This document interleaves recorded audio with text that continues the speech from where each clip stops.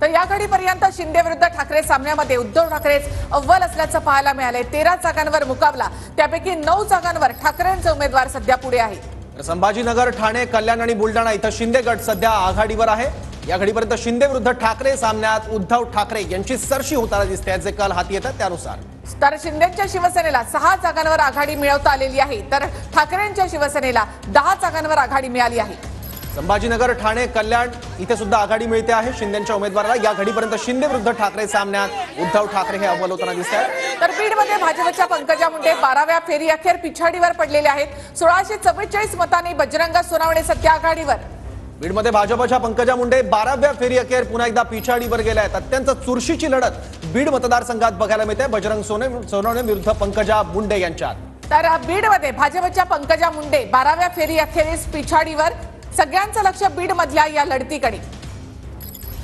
12 फेऱ्या भारती पवार या पिछाडीवर आहेत आणि भास्कर भगरे हे सध्या 40,000 आघाडीवर आहेत।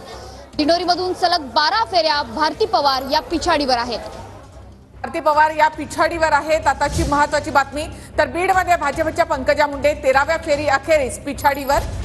पंकजा मुंडे वर्सेस बजरंग सोनावणे यांच्यामध्ये ही लढत 6473 मतांनी बजरंग सोनावणे आघाडीवर आहेत। पंकजा मुंडे यांची धाकधूक वाढलेली आहे।